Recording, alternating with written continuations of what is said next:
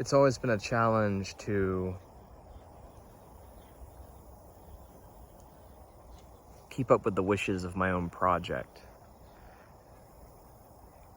I have ideas as to why, but no certainty. One of these ideas is, I think it's the risk of reception.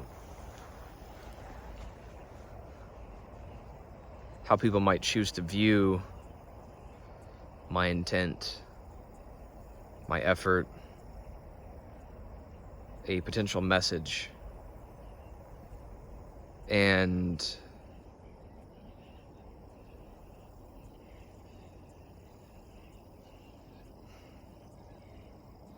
maybe it's just I don't want to disappoint, or it might just be that there's so much noise in the world, at least in the online world. If you're out in the physical world around me, as this lovely place, I mean, look at that. Beautiful. The noise that exists is of nature. It's of survival,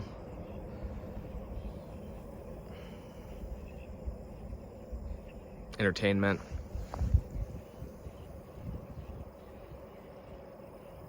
dependence,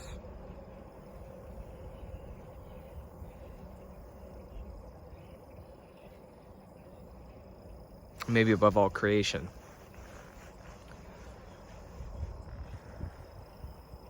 So when I spend time outdoors like this, it makes me feel better. It makes me feel more at peace with the challenges that exist in my own life. But it's also a reminder of how separated people can be from what really matters and what is simply noise. Online noise, digital noise, community-based noise, putting forth attention towards things that don't necessarily deserve it. What does deserving mean? In my mind, it's perhaps things that don't actually bring joy or don't actually promote happiness. In a way, it's theft. It's theft of your own time, and sometimes even intellectual theft. Taking away your own, knowledge, and interrupting it with a disease of opinions, interpretations that don't hold much value or weight. So whenever I start these projects, for years and years, I'll always be excited at the beginning, and then I'll hit a roadblock. Now, could I just push past this roadblock? Yes, I could. I could just push past it, and I have before. But with any roadblock, there usually is another roadblock on the other side of the road. It's very rare that a road would be open for miles and miles, and then boom, here's a roadblock. So you have to be dedicated from the very start, always willing to overcome the challenges. Just a beautiful hawk in the distance.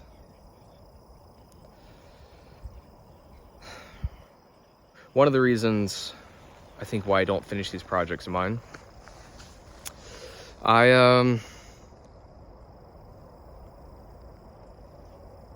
not only does it take time, it takes effort, it takes a willingness to accept the result, even if it does not reach the heights that I might strive for, or I might set myself up against.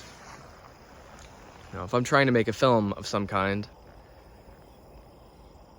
the only films I've created in the past were simply, I managed to overcome this perfectionism and this chase of creating something that stacks up against the greats. How naive that is, being one individual person. And I just let go, and I've created videos and little short films and stuff in the past that I know they're not incredible by any means, but there is an actual fulfillment, because I know for me the fulfillment is I pushed past and I managed to actually accomplish what I set out to do, which was to create a video, whether it's a 48-hour film competition, something with advertising, with work, or just some spontaneous effort to exercise my feelings, I guess, or my expression. I'm still proud of them. But as I've gotten older, I've realized that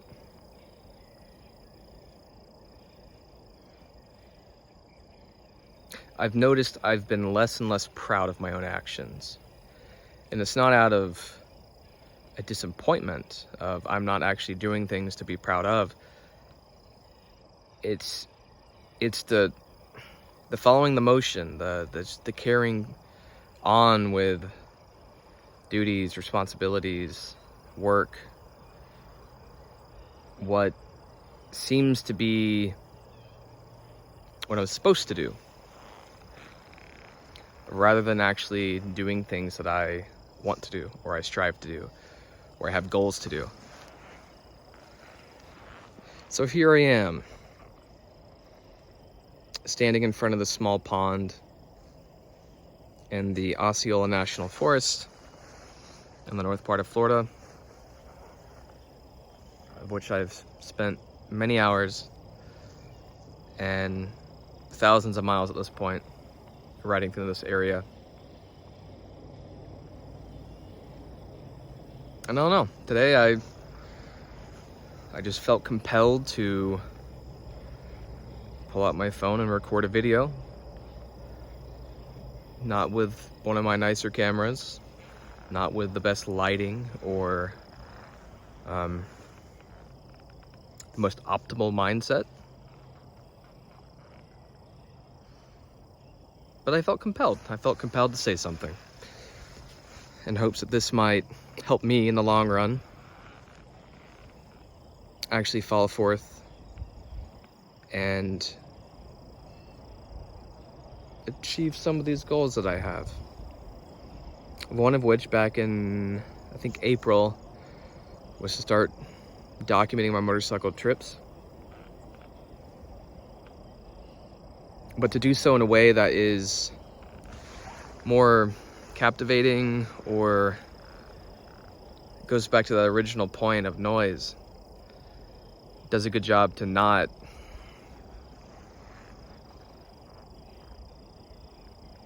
contribute to the noise, but rather carve a new path. A new path that has a respect towards the genuine community of the moto world, whether it's street bikes or off-road like I'm more accustomed to, or in my case,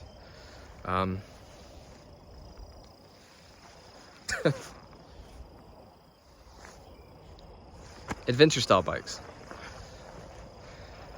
So yeah, maybe this will be the beginning. Maybe this will be what I need to do to really kickstart myself to actually follow through with this. So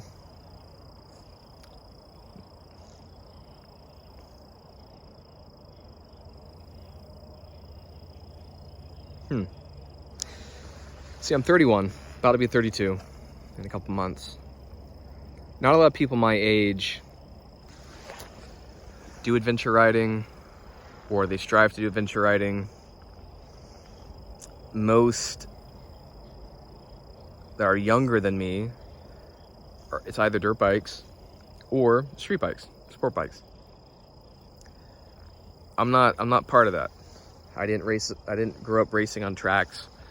And I don't have the kind of craze, the spirit to go nuts on the highway as maybe at one point in my life I might have been willing to do, but not anymore. There's a thrill to it. I mean, just today alone, not going fast, a deer ran out in front, just in a country highway. And if I was going much, much faster, or if I was with a group of people, someone, even if it wasn't myself, would have definitely hit that deer. And that would have been a life-changing injury, or possibly even a death.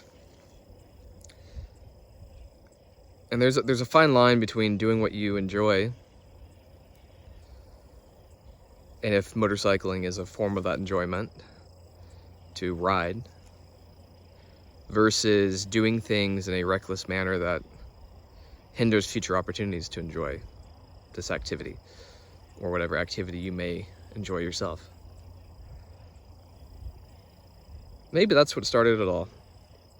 Just avoiding the deer earlier today is what kind of put me into this reflective mindset.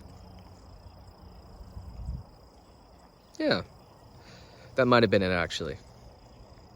Just a couple months ago, I guess September, so a month and a half ago, I went to Colorado with my dad, and we did about 1,000 miles off-road. 80% or so was off-road. Rented some KTMs, some 890 Adventures, and did a father-son off-roading trip in a new environment. Sorry, I'm looking at this plane. Somewhere up there's a plane, and about an hour and a half ago, I was at a lake just northwest of Lake Butler called Lake Palestine, and this plane was doing low passes above the actual surface of the water. So it was swooping down and just staying as long as it could right above the surface, and then would swoop right back up. I think the second pass, it got about 10 feet off the ground, which was, or off the surface of the water. It was some James Bond type activities, and I fully approved it. It was pretty fun. Like, that was a detour earlier. Just like, I mean, right now, this conversation with myself is I just detoured yet again. But what is life if it's not full of detours, right? So, to go back to it, my dad and I did a trip. And this trip was something that I told him, hey, I'm not sure what to get you for Father's Day. Because, I mean, at what point are gifts just the act of going through the motion rather than having something really meaningful in mind? And I had done a lot of thought, could not figure out something truly meaningful other than my own time. And so I said, hey, I will use the rest of my vacation days from work, and let's go on a trip. And let's do so on motorcycles. You know, this might be one of a few trips in the future, or it could even be our very last trip. Who knows? You never know. Nothing's given. So that's what we did. And we rode around Colorado, saw some beautiful sights, tested our abilities, somehow survived without any injuries at all, grew as riders, had a very good time, and I filmed the whole trip. All I've done is import and save the footage, backed it up. I have not even touched it, which is a prime example of this perfectionism type deal, where for years and years and years, I have seen channels on YouTube, for example, that are in the motorcycling space. Naturally, I watch what I'm more interested in, so it's the off-roading, adventure type space. And with those spaces, so many of them are very similar. Either you have your review channels, which just kind of review bikes, gear. They're approaching it with a journalistic style, which, hey, that's great. I think that's necessary, it's needed. And then you have people that just do vlogging, just moto vlogging. Apparently people enjoy that. A lot of it for me is, it's kind of halfway into that space of noise that I was mentioning. If you like the individual and you formed some kind of bond, or that individual has inspired you in some way, just like a podcast or anything else, hey, if it brings you happiness, encourages you to go out, explore, ride, wonderful, do it. I haven't really caught on. I haven't formed an attachment or a feeling to partake in that content, that entertainment. I hate the word content. Content screams of noise. Entertainment is better than content. Art is above that. To me, art has to have purpose and soul into it, or else it's not art. It's just, again, going through the motions. So I've saved this footage, I've imported this footage, I've looked through the footage. Of course, it never looks as intense as it really is in person. So I've had to think about, like, well, if I'm gonna make a video out of this, if I'm gonna do a YouTube video, and finally get into this space that I am interested in, right? For years. I mean, heck, back in 2013, I think I did a video on a dirt bike, or on a DRZ 400. I still have, actually. And I tried to record it like it was a vlog. Yeah, I think it was 2013 or 2012. And yeah, 2013. And I did a moto vlog basically before it caught on and was really a thing. I've always been early to so much, but it's the follow through, right? It's the continuing on these personal journeys. And it's not there's a difference between personal journeys and work. Work is something that I'm like, all right, I'm doing it. Personal journeys have to have meaning to me. It has to be very meaningful. Like I've kind of discussed earlier. Wow, this is turning into a 20-minute video. But how could I bring this back in the frame, I guess? I haven't made this video with my dad, partly out of the fear of ruining or not creating a video that truly encapsulates our journey together. It goes back to feelings, emotions. How do I take video footage that by itself is just movement? It's just scenery. It's not extreme, other than a journey. It doesn't really tell much of a story. We're not talking, it's not being filmed in that way. How do I take that, and how do I make a narrative that respects the trip that he and I had together and does so in an authentic way? And that's why I've been taking a while to work on it, because I haven't hit the eureka. I haven't had that moment yet.